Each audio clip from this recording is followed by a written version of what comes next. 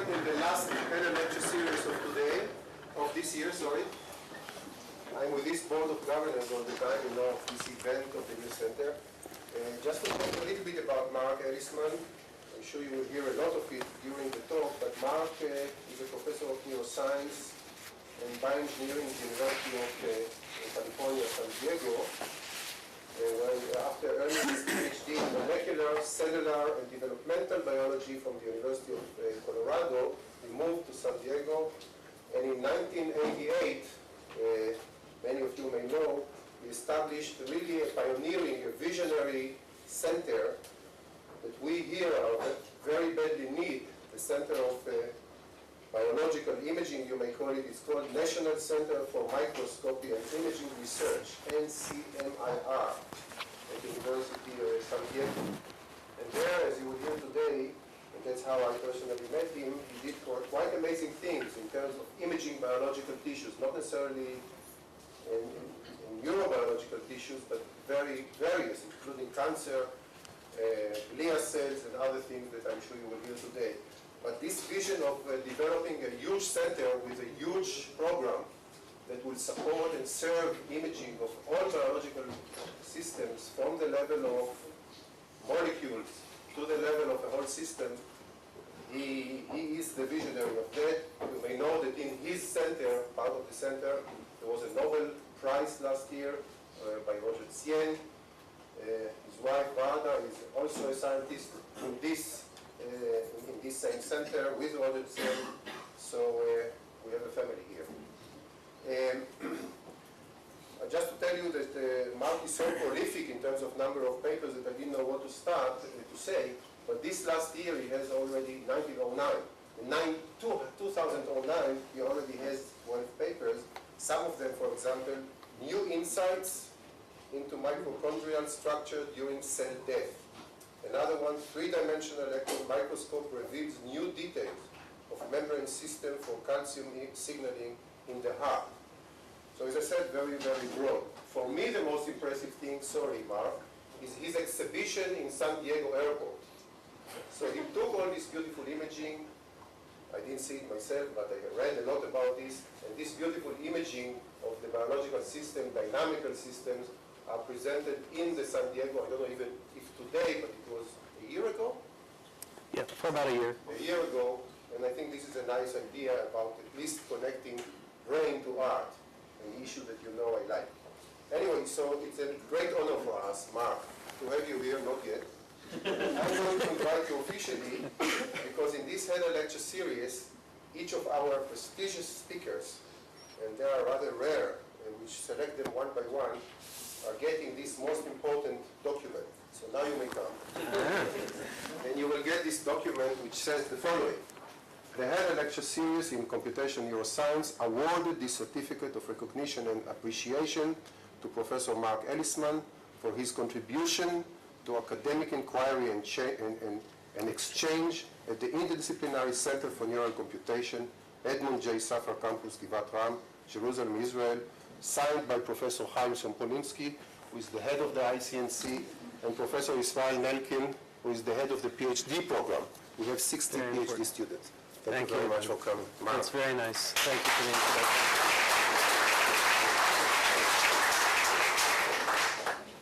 Well, I want to thank you for inviting me in the honor of speaking to this outstanding faculty and to the visitors. I'll try and live up to the introduction, hopefully be a little bit entertaining. The speaker doesn't hear you, does he? I mean, it's a sound? Sound. We need sound. We need sound. I think you have to... I have to turn it on? Is that better? Yes. Yeah, okay. So again, thank you for inviting me. Thank you for the honor and the opportunity. There's nothing I like better than to talk.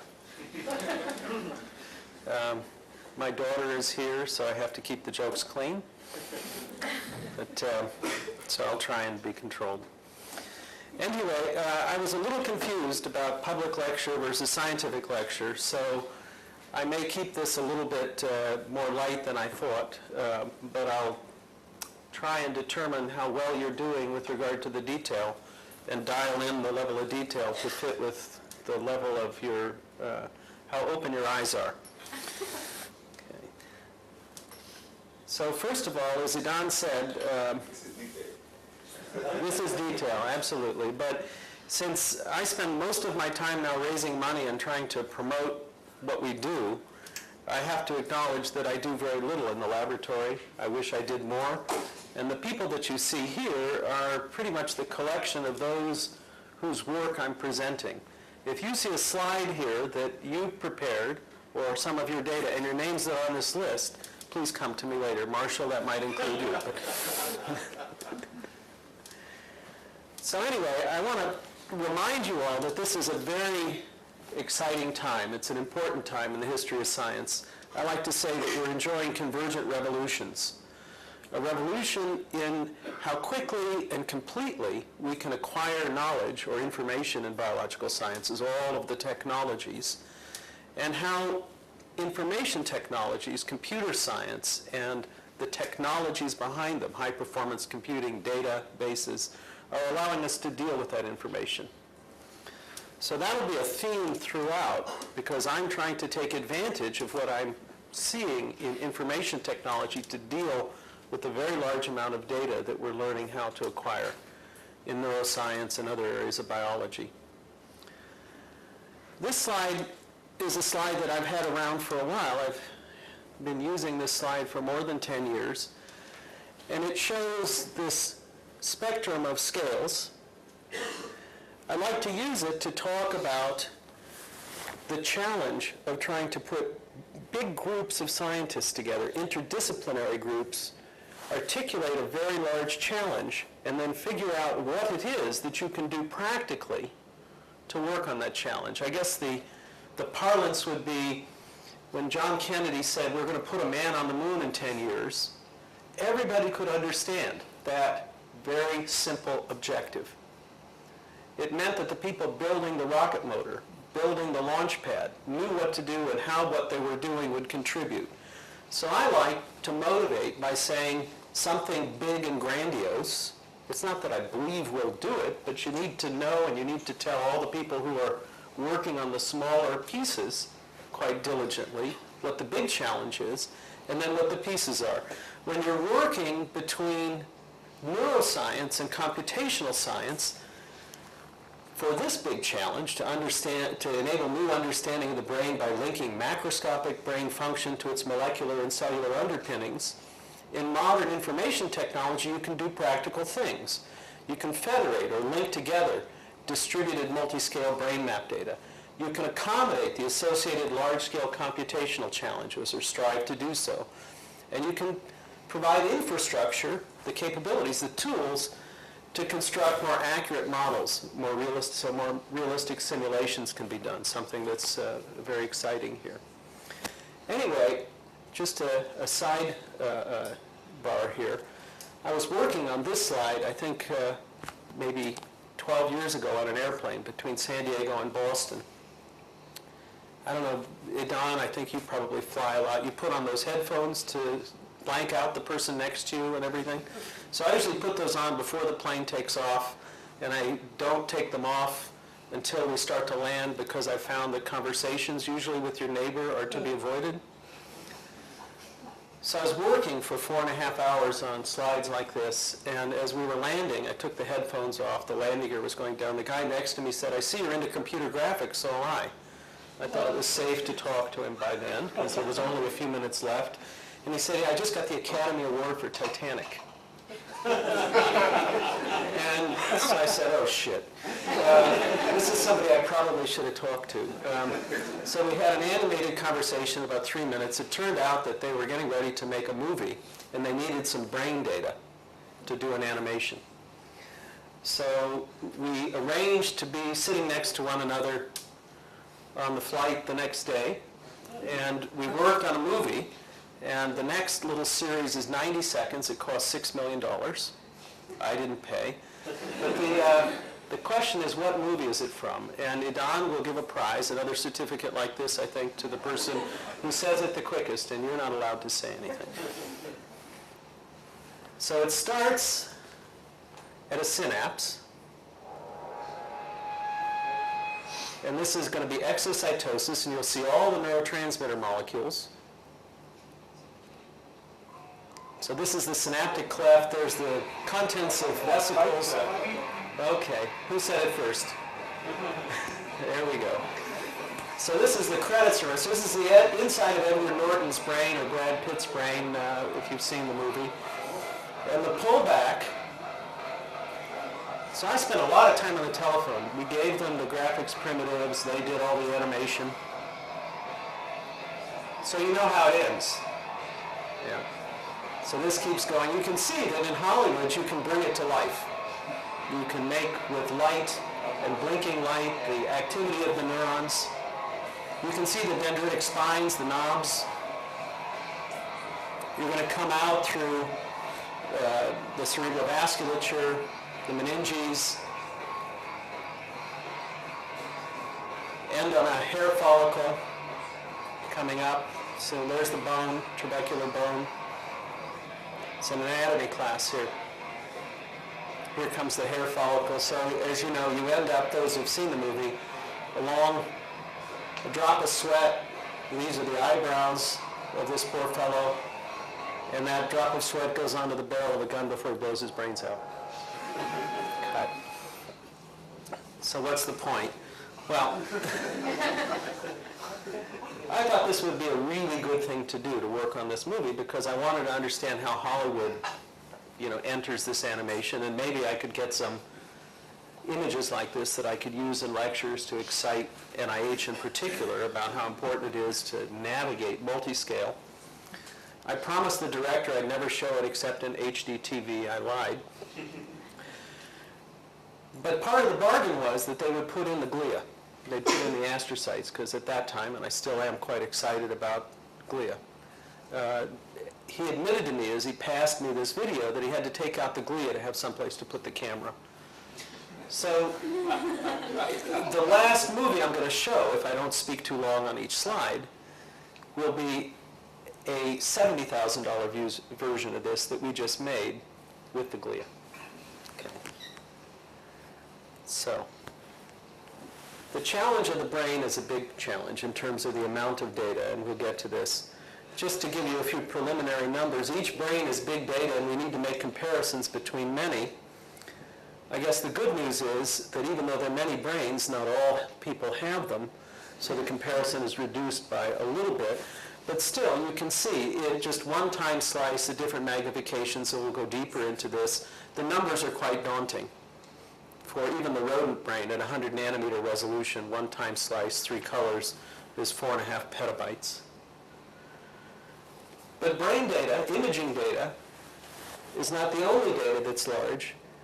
And these next slides are just to show you the shape of the exponents, the rate that data is accruing in our field of biology. So here's genomic data. This is genomic data over a reasonably small period of time. And you can see what that exponent looks like. And where's it going? Well, with the low-cost, high-performance sequencers, my colleagues in genomics tell me that by 2015, that's just a few years away, for $300 full human genomes, we'll have about 20,000 complete human genomes. Okay? The structural biologists working on proteins have over 50,000 structures in the PDB today. The goal of everybody doing crystallography, NMR, solving protein structures in different ways, is to have at least one full set of everything in 10 years. So we'll have all the Lego pieces. We'll have huge numbers of genomes to compare. But again, look at this. Look at how that's rising. The same is happening in brain data. This is just one project, human brain data work, the project we ran for about 9 years. And you can see human brain data, 100 million files, multiple terabytes. Unfortunately, these projects that are acquiring data, most of them, not the protein data bank, not the genomic data, but the ones that we neuroscientists are most involved with, the data is ethereal. It's collected for a study, it's not saved, it's not shared. We don't have any mechanisms to do that. So the rate that we're losing data is also increasing because we're acquiring data quite a bit more rapidly. So the point is that efforts to organize, preserve, and share data have lagged far behind the development of efforts to gather it, preserve it. It's like bricks laying around the brickyard when you really want to build something out of it. It's quite sad in my view. Well, anyway, just to beat this horse a little farther, a little more fully, I want to show you a look back at the milestones in scientific computing and then a look forward in the trends, so you'll maybe be buoyed, a little more excited about some of the opportunities. So I didn't have to do this. Declan Butler for Nature did this a few years ago. Put together milestones in scientific computing. Some of you will recognize, this is hard to read. This is the DEC computer that ultimately, the laboratory computer that became the LINC, became digital equipment, ultimately led to the PC. 1962, the first computed tomography. Here's the Cray. Less than 10 years later, we had parallel computers in 1983. And then you move here to Craig Venter with the shotgun technique, sequencing the human genome, and then on here, we had something to do with that. This is the project we started in 2001 to build the Biomedical Informatics Research Network, which, was not, as Nature said, a network of supercomputers. It was a data grid, okay, linking data. Why did we think we could do that? Because these are the trends. In 2001, these are what I call the three pillars that hold up information technology infrastructure. The one most of you know about, how many of you know about something called Moore's Law? Gordon Moore, Intel. My brother-in-law certainly does. Right? It says that every 18 months you're going to get a doubling in the number of transistors in what gives you your performance of your CPU in your computer. I have to say, boring. This is a more powerful law. That is, the cost of storage goes down significantly every 12 months. It means that if your laboratory, if your group has a problem, scientific problem, where they're going to acquire a terabyte in 1 year, and you know how much that terabyte's going to cost you, if you have twice as much money as it costs you to buy it this year, you can take care of that data in perpetuity, because the cost of a terabyte goes down, or of data storage goes down by half every year. Okay? But the more exciting law is what's called Gilder's law. It's the rate that the bandwidth is increasing between locations. It's why my iPhone is so much fun. Oh, where's my phone? It means that the connectivity between sites, your ability to connect information, data storage that resides all over the world, is increasing rapidly. That's why you can get information from anywhere about anything at any time today, depending on the level of connectivity. And it's going to get worse or better because, why? Not because of us, not because everybody cares to allow us to connect the information of our science, but because entertainment needs to move between places. The companies, Cisco, these large companies that deal with this kind of routers and networks or whatever, are preparing to move exabytes of data every day just so you can buy what you want for entertainment. So we want to ride that wave, if you like, that bandwidth wave. Okay? So we started in 1995. The U.S. National Science Foundation provided us with an opportunity. They said, no more standalone supercomputer centers. We're going to make partnerships. Find 49 partners, San Diego, and form a network around the U.S. of sites to work on science, neuroscience, molecular science, earth science, and take all of the different food groups, if you like, from information technology, high-performance computing, middleware, sometimes called grids, visualization, databases, mix them up and enable your science. Make something happen in your science. So I led the neuroscience. I was the candy man. I got to pass out about $2 million a year to some of my colleagues in neuroscience. And one of the things we did was we stood up silos of data St. Louis at WashU and Mark Reichel and David Van Essen's group, and at UCLA. And we let them take data with non-invasive imaging, and we wrote software programs that we called brain bending and blending programs. Allowed you to take brain data from different humans, mush them together so that they came statistically into register, using the supercomputer so that you could make more out of data that was in different locations. That worked, and the NIH said, oh, thank you, NSF. Let's start a bigger program. And so they allowed us to start something called the Biomedical Informatics Research Network, which they probably poured, I guess, $80 or $90 million into. I led the development of the infrastructure, and this was the network that we created to promote collaboration, shared infrastructure, open access, basically introduce the neuroscience community over almost 10 years to high-performance computing and networks that we built. So that was fun. We've now decided to go global, and I'm no longer associated with this project. It goes on. It's moving off of neuroscience, and we've decided to start something we call NeuroGlobe. Why? I'll show you in a minute. This is just to drive this home. This is what a typical imaging study would have looked like before we started this. This is what a typical imaging study looks like now in the U.S. Multiple sites, data pooled. Here's one example of a success story. Question, can MRI shape measures differentiate dementias?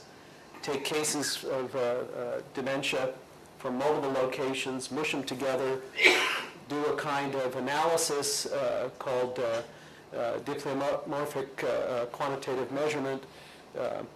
And you can see differences in the hippocampus. You can differentiate between semantic dementia and Alzheimer's subjects based on the change in shape of the hippocampus, analyzed from MRI. And if any of you are interested, you can go to this paper and see how that worked. Anyway, sorry, here's the NeuroGlobe.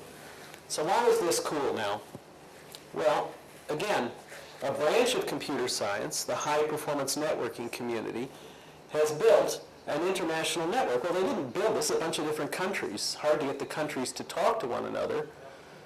But each of the countries, you can see in Japan, in Australia, in the US, in Europe, put together their own networks. And then well-meaning people, colleagues, connected them.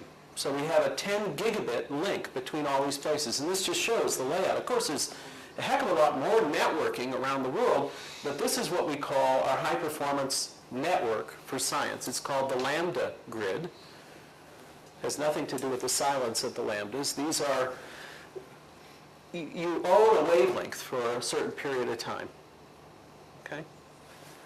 In order to traffic very, very large data. So this is fun, and we move data between places, kind of make virtual rooms where we talk to one another, and that's another long story. So the assembly of this kind of advanced networking is for communities like the brain research community, and it's our goal to utilize this to build a worldwide network of neuroscientists, including Israel, but we need to get a link down here to you guys that's at 10 gigabits. So again, I'm going to talk a lot about microscopes. There are other ways that data is generated, synchrotrons, NMRs to get structural proteins, non-invasive imaging to get images of humans. And you can see this is non-invasive. This is my wife here. She's still alive. She's here to attest to that. So the challenge is how to get a lot of data and move it into some place where it can be browsed and to make it possible for people to put data in. So in computer science speak, these are what we call workflows to go from a microscope, an electron microscope or a light microscope, process the data and deposit it into one of these databases at different sizes, and then allow it to be used to assemble something like Google Brain. So at the end of the talk, I'm going to tell you about something we call the whole brain catalog, which is our equivalent of Google Earth for the brain. How many of you have been in Google Earth? Okay. And you know what a street view looks like? Yeah? So imagine that every neuroscientist that had a confocal microscope was a street view photographer, and you could deposit your data into a shared virtual brain assembly system. That's kind of what we're doing, okay? community generation of street views. Somebody interested in the superchiasmatic nucleus comes together, puts that data into this view. You'll see how that works, okay? So what do we do to start something like that? Well, you start with a volumetric image. This is a mouse brain with MR microscopy. This is from Al Johnson's group at Duke. This is without sectioning the brain up. They get about 20 microns resolution. You section it up in the computer just like you would MRI of humans. But you use that as a reference framework into which you can insert anatomical data from other technologies like light or electron microscopy. So here, this is from light microscopy. I'll show you how that's done in a minute. You put it in the brain in the right location. Voila. How much data is there? It's a lot of data. If you went to the limit of light microscopy, 0.3 micron resolution before we get into super resolution light microscopy, and you did one mouse brain, which is a centimeter on a side. Of course, it's not a box, but Harold Hess, who made this slide, is a physicist, so what does he know? It's 30 teravoxels. Well, that resolution doesn't get you very far, as our friends who are interested in connectomics would tell you, because the wires, the smallest wires, are smaller than that. But anyway, you do pretty well with the limit of light microscopy. This is a confocal image from a mouse brain, a filled cell, a little deconvolution. You can see the dendritic spines. It's quite remarkable what you can do with a modern light microscope. But again, my colleagues want more. Can't blame them. They want to do a whole mouse brain at 30 nanometers resolution to make sure that they can follow the finest processes and see the synapses, count the connections. Not that synapses are the only way that neurons connect, but we'll get to that. How big a volume is it? 30 petavoxels. Remember, this is a dynamic organ. Things are moving around. Things are going on and off in millisecond time domains if you're just talking about electrical activity. So that's one snapshot, one instant in time, 30 petavoxels. Okay? Well, again, I told you not to be afraid because there are other reasons why we're going to be able to deal with that kind of data. Okay? Here, for example, is a 6 million pixel image. 6 million pixels. Okay? Taken with a special camera that I'll tell you about on Thursday on an electron microscope. This is only a two-dimensional version of a three-dimensional volume that we make like that. Okay? How small an area do you have to look at to get to that 30 petavoxel level of resolution? That's the size. See the little box? Okay. Let's just drill in. Some of us are greedy, like me, and I want to get down to the level where I can see the molecules, which are a little bigger than the pointer, the receptors. Okay? And on Thursday, I'll tell you how you paint them. This is more than 25 years old. It's a reconstruction we did 25 years ago of material from biopsies, actually, from Alzheimer's patients. So this is a serial section reconstruction. Looks 3D, but this is slices, you'll see as the planes come up, looking at individual neurons from Alzheimer's patients. So this is about the resolution that my colleagues interested in the connectome would like to have. These are the paired helical filament masses. The nucleus is this purple thing, I think. Is that right? Purple? This is the nucleolus. This is the Golgi apparatus. Okay. Sorry, I'm an electron microscopist. I'm colorblind. Okay. Well, it's important to understand the tyranny of scale that we're dealing with. If you want to look at the wiring diagram level resolution through a whole mouse brain, it's roughly equivalent to starting with something the size of the continent of North America and drilling down to where you can read the license plates on all the cars. Okay? So, Marshall, I know you remember this. So Let's see if this goes. This is just to give you a sense of how challenging the scales are. By the way, the whole Earth catalog was published before we had a view of Earth from space, Marshall. So with Google Earth, they make it easy. And of course, we can do the same thing now in 3D with mouse brains. Well, we don't get to a license plate. We get to a bus, but anyway. So I'm even more greedy. I want to start the other end. There's this sort of top-down and bottom-up. I want to start at the molecular level within each cell, build complete maps of each cell type in the brain, and I figure there are about 2,500 unique cell types based on expression mapping. How much data is that? If you wanted to be able to recognize every molecule based on shape, I can recognize each one of you if I knew you, and I know a few of you, based on the characteristics, mostly your face and other mass characteristics. You can do more or less the same thing. If I told you earlier that the structural biologists are going to have a list, a map of all the Lego pieces, all the proteins. Chem kinase is about a 300 angstrom cubed box, right? Membrane receptors, AMPA receptors stand up in the membrane and they have one arm waving. We know what a potassium channel. We have structures of many things and we'll have all of them.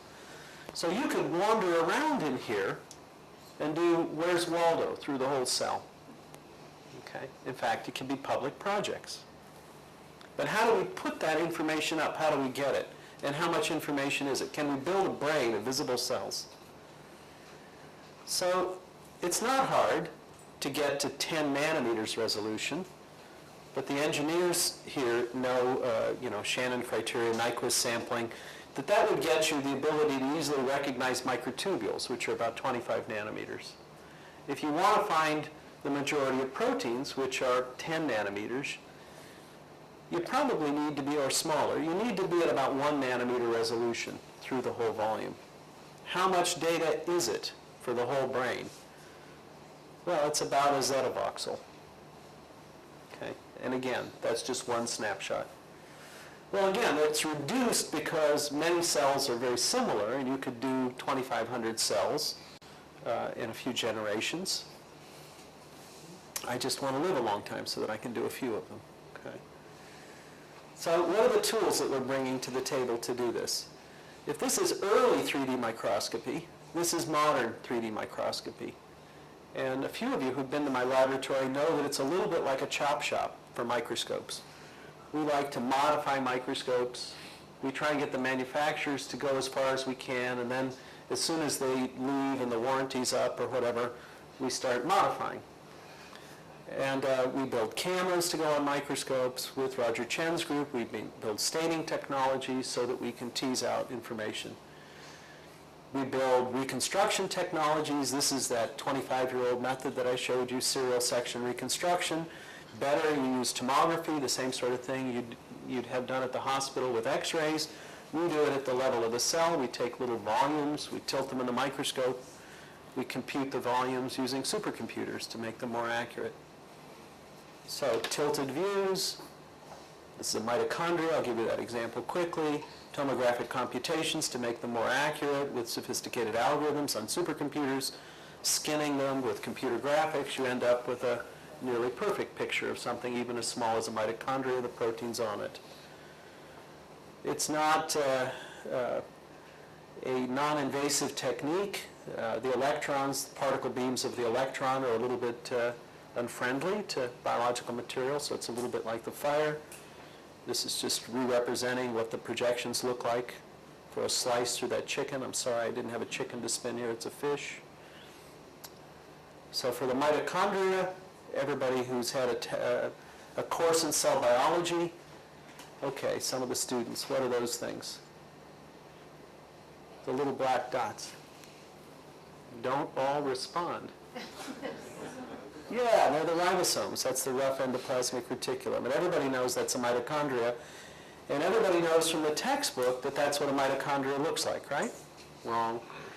Mitochondria don't look like that. That's what our forefathers in electron microscopy thought they looked like because they were looking at sections that were about the thickness that you see there and interpreting that the cristae were these pleat-like enfoldings. When you carry out electron tomography, well, you can't tell much here. That's a half-micron thick section from a neuron, just tilted in the microscope. You're just seeing one after another projection. But from that, you compute what we call a cube of densities, and then you go through it like a stack of cards. And as you go through it, you trace. You trace the cristae, you trace the inner membrane, you trace the outer membrane, and pretty quickly, you understand that they aren't pleat-like enfoldings.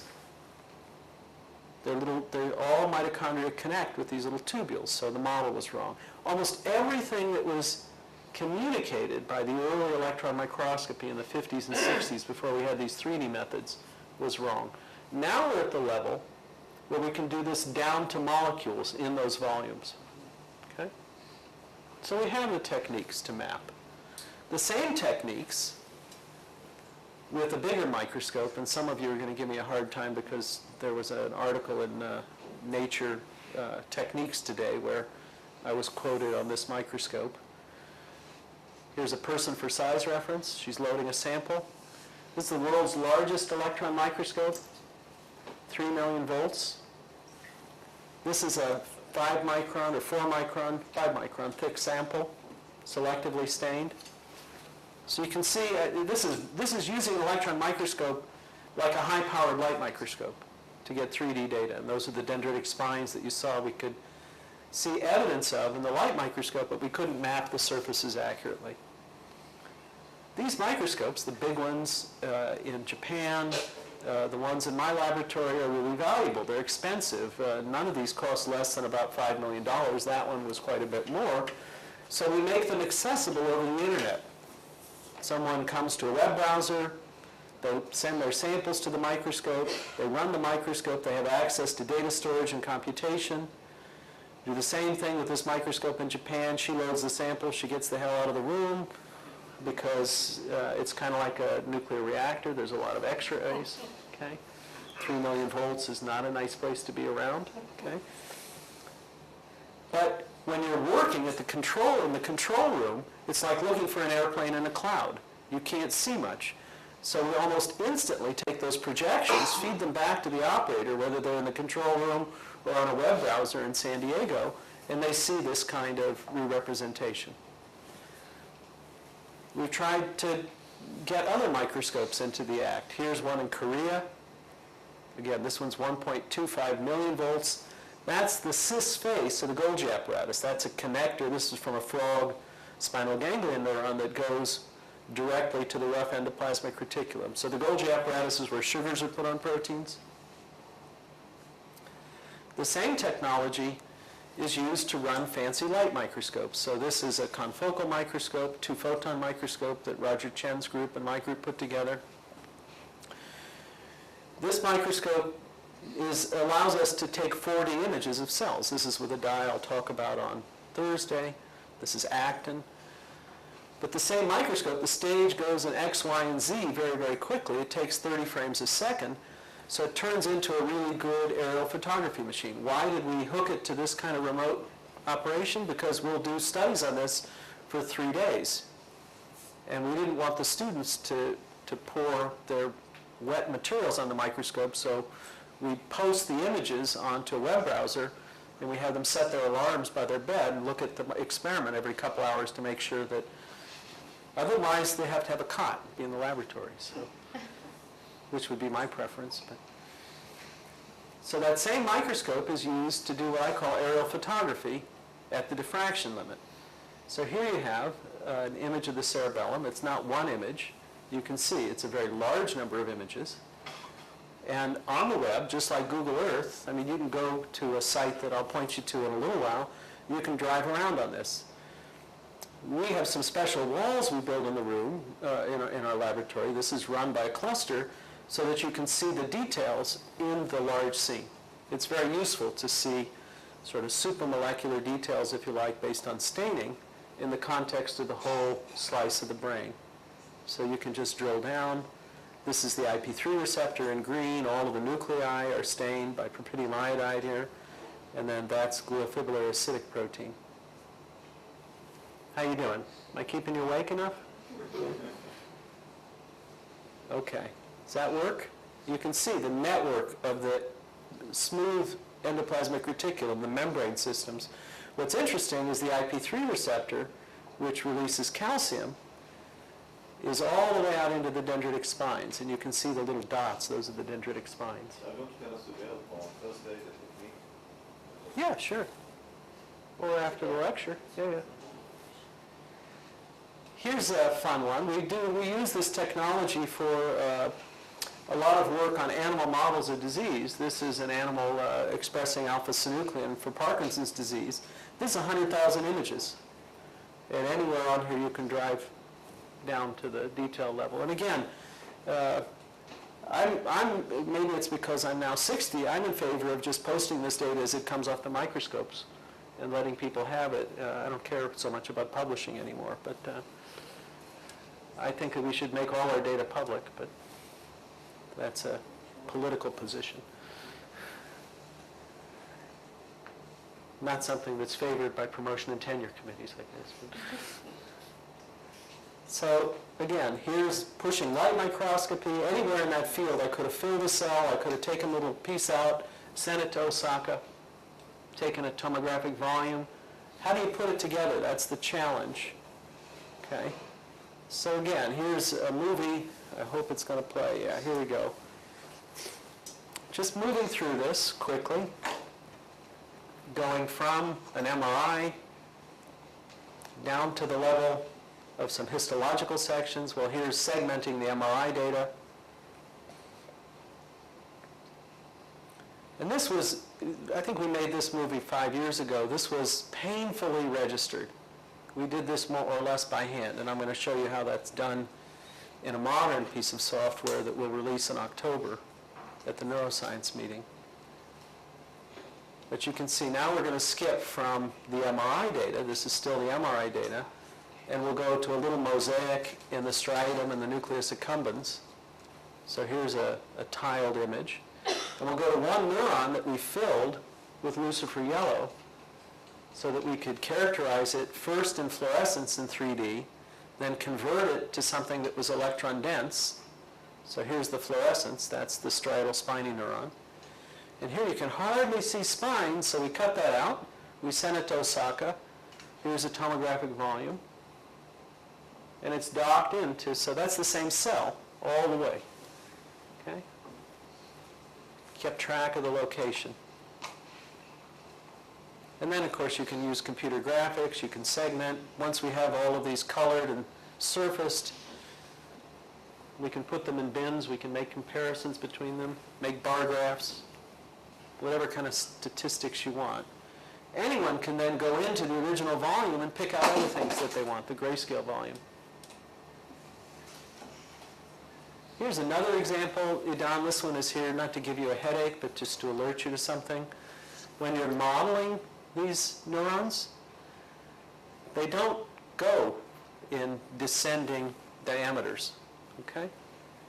So here is a nice stretch of dendrite. Oops. It goes into a little ribbon. Another one here. Okay? So in terms of the electrical characteristics, when you get down and you look at things at this resolution, they don't match a lot of the assumptions that we have in the way that we actually create electrical models in modeling these days. Maybe it doesn't matter, but it's important to know. How do we get to the next level? That same tomography that I mentioned. This is moving through. This is a dendritic spine. That was a postsynaptic density. We'll move up now. It's easier for those of you in the back. Synaptic vesicles, mitochondria. This is at a level of resolution where if I had painted and decorated with some sort of a molecular marker individual proteins, they'd stand out. You'd know who they are. Okay. Without that, we're left to this kind of surfacing, segmenting. You certainly can follow the synaptic vesicles. You get numbers for those quite easily. You can count the ribosomes. But there's a lot of work. this needs to be automated. This is mostly done by students tracing carefully. Okay. So it's not yet automated? It's partially automated. But you need a knowledge base to, you need a system that learns what you know when you make decisions. So many of us are trying to work on those things. What was the thickness of the section mark? That one was probably 4 half-micron sections joined together. On Thursday, I'll show you a much larger reconstruction. Okay, so we call that serial section tomography. Well, I have to stand up for the underrepresented cell types in the brain. Neurons get most of the attention because they make noise. Okay, but the glia are probably pretty important. They're 50% of the brain volume. 90% of the cells in the brain are glia. Oops, I always do that.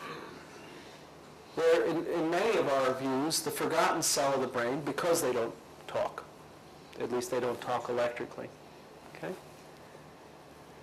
So it's now known that they contain many of the same neurotransmitter receptors as neurons and release neurotransmitter, and that almost every time you find a synapse in dendritic spine and axon, you have glial processes, large numbers, high density of glutamate transporters, release mechanisms. Perhaps a bigger clue is the evolution of the nervous system correlates with an increase in the number of glial cells compared to neurons. Here you see, from leech to human, the number of astrocytes per neuron approaches 2 in human. It's very low in lower vertebrates. And we have extreme examples in nature. I mean, in humans. Albert, they say, had more glia. I'm still waiting for a few more Nobel laureates. I asked Jerry Edelman for his brain, but he didn't volunteer. So even the popular press, I call this the National Enquirer of Science, has been publishing on glia. But they have the image wrong. You see, this is from a former student, Doug Fields. Have we missed half the brain? So I think probably the most important thing that's come out of my laboratory in my career was rethinking, or at least remapping, this cell. This is what the astrocyte looked like 100 years ago, and for more than 100 years. And 45 or 50 years ago, when antibodies first came around for one of its intermediate filaments, this is the way it looked just like the silver staining. So Eric Bouchon in the laboratory filled a few of them here in the hippocampus, and we were startled, actually, to find, same magnification, that an astrocyte with antibody staining for its intermediate filaments, the way we thought astrocytes were mapped, looked like this, but this is what it really looks like. Let me drill down on that a little bit. Here's an astrocyte in its fullness. What we've been missing was what you might think of as the foliage. It's like we knew astrocytes like we would know a pine tree if the only pine tree we'd seen was in a forest after a fire. Okay? When we first published this, everybody said, nope. 2 months later, they said, oh, we've seen that before. And now with the rainbow animals, which represent this wonderfully, everybody's onto it. But there are other questions. When you have 2 astrocytes next to one another, what do? Okay? So here, this is the model, this is only 1996, of astrocytes sharing a control space. Again, with the pine tree analogy, you know, pine trees, the branches overlap, they race together in forests. Okay? So that was the model for astrocytes. Here, with a little trick I can tell you more about on Thursday, we figured out where one terminates and the other one starts. And they're discrete. They have specific territories. They don't interdigitate. They tile the brain. Okay? Neurons don't tile. Neurons interdigitate. They cross, they tangle. Astrocytes do this. And this is pretty universal. okay, at least for gray matter. It's harder to figure out in white matter. We're working on it. Well, some numbers here. Each astrocyte, this is in the hippocampus of the rat, 65,000 cubic microns. Based on synapse counts, that means that one of these domains is going to be 120,000 synapses, uniquely within its control domain. So just think about that a little bit as a way of parcellating function. Okay. Anyway, to try and move to the end. The challenge then with all of those techniques is how to take image data, physiological data, whatever, and put it in a common spatial framework. I showed you earlier that we like these MRI volumes as a way of starting to make a more consistent spatial framework, better atlases, and that's ongoing. What we did, and this is Ilya Seslowsky, Marianne Martone. Ilya actually is a cartographer. We turned him into a neurocartographer. And we started using geographic information systems about 10 years ago, things that Google Earth is based on before Google Earth, to put the brain in. Okay? Use that as our information framework for mapping brains. Okay? And we crossed that with a field that's now called ontologies. Well, ontology is an old word, but it's the terminology. So you create databases at multiple sites. I already showed you something about that. You create conceptual links with a shared ontology. Now, usually when I say the word ontology, the lids go down. I'll make it easy, okay? You situate it in a common spatial framework, and then you build software engines that allow you to navigate based on two things: the where and the what. The what is what's it called, and what's the relationship between the whats. The relationships between the whats. Now, I'm going to skip this because it's too long. Oops. The relationship between the whats are like this. The brain has a cerebellum, has a Purkinje cell layer, has a Purkinje cell, is a neuron. So these are linkers, are action, okay? A logic interpreter, frame logic or whatever, can reason through this. So if you have a controlled vocabulary of terms, anything that you put in this kind of a system, and these are big graph structures, can be found. So we've been building, Marianne Martone and her colleagues have been building basically an international standard vocabulary, the Neuroscience Information Framework standard vocabulary of all terms of neuroscience. And that's linked to this kind of location system. So you go through, let's say you have 3 different kinds of images of the cerebellum.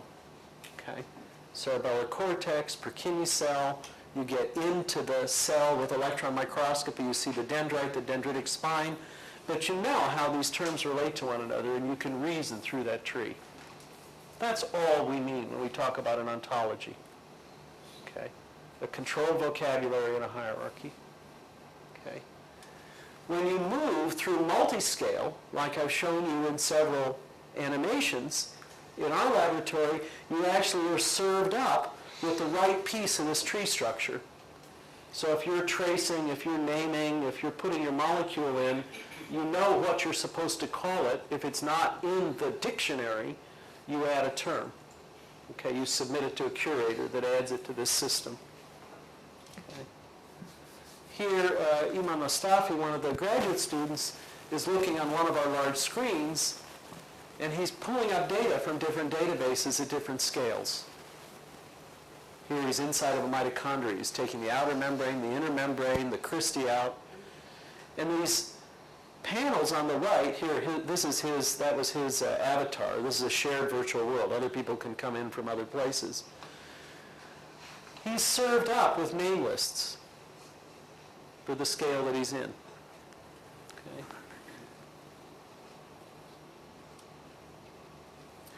Well, where are we going? So we said, well, that was all cool. We did that with sort of supercomputing and advanced graphics. We said, well, why can't we do this with a game engine? An open client-server type environment. We took an open source game engine and put the brain in it. Okay? We never asked NIH to do this. I found a very wonderful person, Ted Waite, one of the co-founders of Gateway, who's been supporting this project, So we're doing this sort of off the scientific beaten path because Waite thought this would be a game changer, if you like, a change engine, if we could create this kind of environment. So he's given us some what I call opportunity money, and we're going to release this in October. And what does this do? So you're in this space. This is 3D. You're playing it just like a computer game. And if you right-click, you go directly to the neuroscience information framework where you're served up wiki pages or where you are in this ontology or hierarchy. So as you're painting and decorating, as you're cruising around, let's say, in your piece of a street view that you're putting into this, you can paint and decorate. If you happen to have, for that little, I'll keep with the housing analogy, you have the plumbing and the bathroom plan for that house, or where the channels are on that cell in the suprachiasmatic nucleus, you can consult with whatever else is known in the Wikipedia-like environment and add it to that environment, add it to this environment. Now that can be your own personal laboratory's environment, or it can be something submitted to the world. There can be a curated version that's only accepted by a board that says this is the absolute truth because the Nobel laureates curated it. Okay? So it's any of these environments, okay? The most exciting thing is that we wanted to bring it to life. So we can go and harvest a cell like this one. This is a neocortical pyramidal neuron published from Manin and Sanowski. So this is one that was set up for simulation. We can run it through NeuroConstruct, which is another simulation assembly environment. And then we put that into the whole brain catalog, which is what we call our game. Okay? Here, this is actually one of our graduate students is enjoying leading this project, Stephen Larson. This is just some screenshots navigating through this.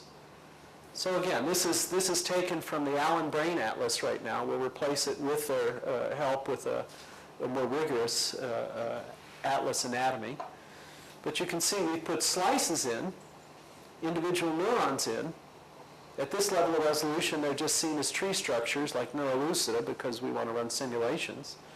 You'll see we'll pick one, go up a little bit in MAG. Okay, so these are the cortical pyramidal neurons that are simulated. From this environment, you actually can loop out to a supercomputer to run those simulations. You run instances of neuron on 2 blue genes, one in Stockholm, one in San Diego if you want, to run the simulations on those from the game.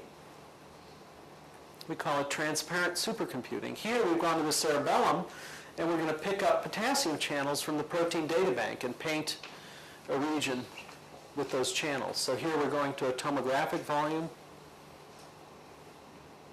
That's a potassium channel, KV 1.2. We happen to know where that channel is or where there are populations of them from immunostaining. You can right-click and see that data and paint them on. Okay? So I think you get the picture. This is an environment to put together multi-scale data and to try to do it in a scalable way. The point is, there's too much work to do for just those of us who are practicing neuroscientists. We need to get a very large community involved in doing this from everywhere in their spare time. Okay, so this is the movie, the whole brain catalog, the movie. This is what it's meant to look like. I promised you a cheaper animation.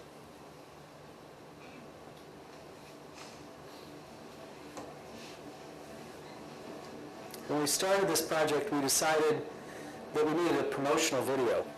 And so I used some of the money that Ted Waite provided me with to hire an animator that I knew in Melbourne, Australia.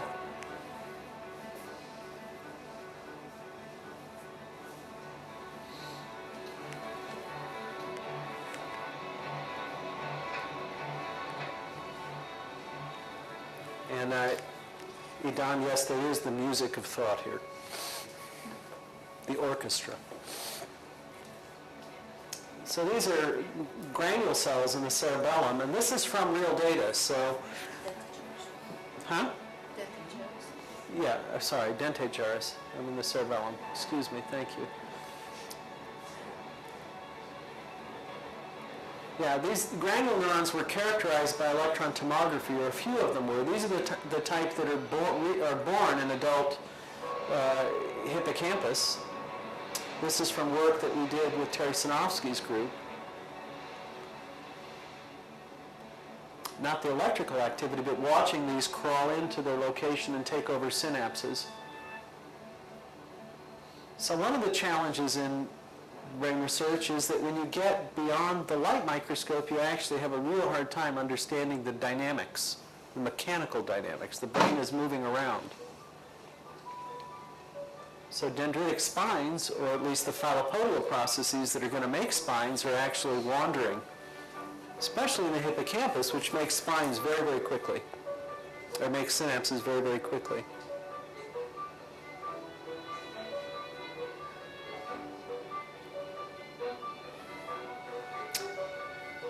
Now again, I have to bring the astrocytes in because they're releasing substances that are telling this postsynaptic structure and that presynaptic structure to hook up. The astrocyte appears, it's there all the time, but now you know it's busy. You see neurotransmitter receptors clustering. The spine apparatus, we still don't know what it does.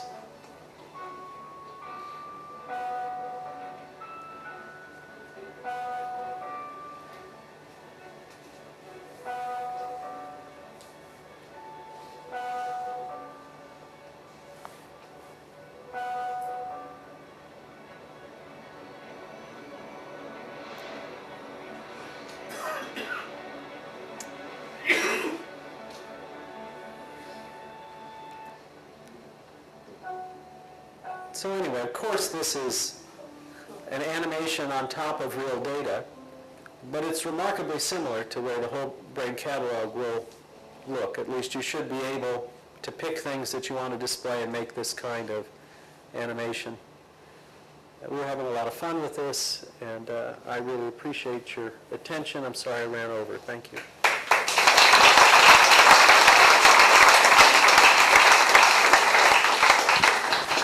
And I'm happy to take questions if that's... Yes, so how do you incorporate electrical activity into your database? So people will record from neurons all over doing two-photon imaging and other techniques, and you have to link it onto your anatomy in another language, so to speak. Well, this is one of the challenges. Your language is anatomical, so our language is anatomical, and one of the challenges, I think, is right now we have the community working to agreement on terminology and on location. So we have what I like to call the where and the what. We don't have agreements for time series data on how one communicates even between laboratories, between your setup and maybe you have it between Lausanne, but we don't have even the language, the XML schema agreements for how we deal with the when. We're beginning, actually we're jumping ahead, and we're beginning to have agreements about what Terry Sinofsky and I like to call the how-why, the simulation. So simulators are learning to talk to one another. But it's when you take the data, with let's say electrophysiology right now is one piece of the time series. We haven't got the community to come to agreement. So again, this is more what I like to think of as the world diplomacy of the International Neuroinformatics Coordinating Facility. How do we get this sub-community of neuroscience to come to agreement about how they represent their data so that we can put it in these kinds of databases? What about function? What about function? You want to connect anatomy, physiology. You're even more greedy than me. I think, yeah, of course. Yeah, of course. Absolutely. Absolutely. System, but it has a meaning in some sense. Absolutely. That's what you want eventually to be able to describe. So I guess that I'm at least hoping that I can, I'm not sure what meaning is, okay? So I'm hoping that just by navigating and being able to turn things on and off, in particular, taking things that occur in different time scales and having them beat at whatever is their frequency, I can stand back and look at something and figure out how I can understand what the relationships are. Okay? So I want to first get the spatial canister, if you like, the container that I can figure out how to attach that information to. And of course, this is just a mouse right now, right? But if we can figure out how one does this assembly and the scale of the assembly, I think we can move to the next level. But it's not, this isn't me. This is how to try and catalyze things across the community. You mentioned in the simulation case you have a piece treaty. This is because the different laboratories are using the same simulator, like Neuron, or even it's not required? Well, they've agreed to learn to agree, okay? So, again, I spent the last 5 months being the director of the International Neuroinformatics Coordinating Facility trying to start some of these treaties, if you like. So one that we're working on, and Eric DeSchutter is leading this, is how people that work with the simplest, if you like, of simulations, integrate and fire models, would come up with a language that was an exchange language between simulators. I think when you go to compartmental modeling, you really have two historical compartmental modeling environments. Maybe their children are separate, Moose from Genesis and Neuron. These things, I think, have to be rethought a little bit regarding how, with regard to how they'll come together. There are efforts to try and fire off multiple simulators and to get communication between two simulators. But I'm confused. The activity that you showed from the movie, so The movie, look like flashes of light going or whatever. You said this is based on data. What do you mean by that? The data? Well, the example that I showed you from the anatomy was based on data. No, but I'm talking about... The movie was based on fantasy for the flashes of light, At least okay? there's agreement on exchange of fantasies. Yeah. The only thing that we tried to represent in the movie was the difference in time scale between electrical activity and the movement of the spines. And that I had nothing to do with. The artists that we commissioned decided to do that with music. Okay? So I mean, it's really a challenge when you're interacting with something. How do you communicate different time scales in a visual way? And how do you dilate time? I mean, think about it. If you're a protein structure person and you think about molecular dynamics, when you move at that scale, things are moving in picoseconds. Okay?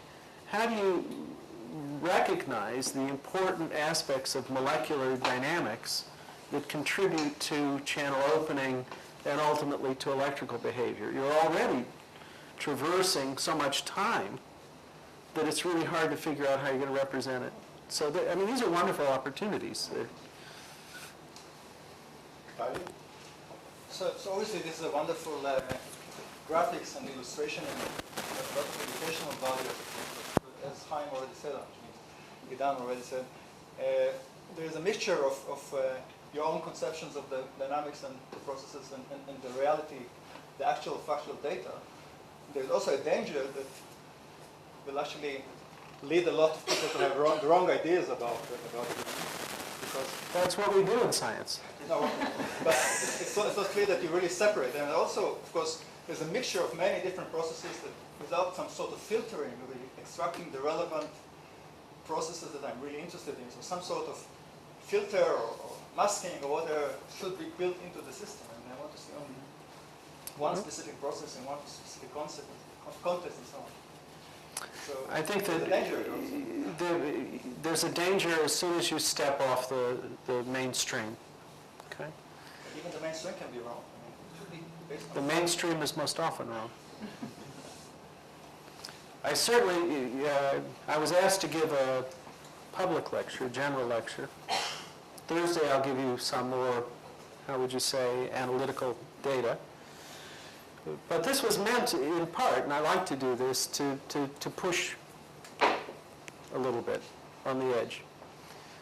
Now I would say in what we do in the laboratory most of the time, we're, I think, as rigorous as most of the scientific community.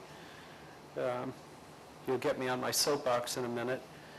One of my biggest issues, didn't take more than a few seconds actually, is that in a modern scientific paper, you can't find enough information to replicate it because you don't know how your electrophysiological equipment really works anymore, or how your CCD camera, your confocal works. And the manufacturers give you information that says that it's precise within this range. It doesn't mean anything to you, and it doesn't get transmitted into the paper. Most CCD cameras on microscopes have 20% or so bad pixels that are replaced by average data surrounding. Okay? You don't know that. And then you apply algorithms that make comparisons with a level of precision that goes significantly beyond. Okay? So, I mean, the most important thing, if you want to maintain the scientific method, is to have a more rigorous way of recording the provenance. In other words, how the data got there, so that someone who reads your paper, someone that looks at the data, can go back to first principles, to the algorithm, to what the accuracy of the algorithm was, and move up. So I didn't talk about that here. I talked about the challenge of trying to put all this information together. And I even made it simpler than it is, because in fact, the size of the problem to actually put, what did I say, 2,500 neurons together at the nano scale, I'm 60. I hope I can work for another 30 years. If we do 10 of them, I'll be thrilled. Okay? It's a big, big challenge. And then you have to bring them to life. Let's continue on Thursday, or food outside. Food. There's more food.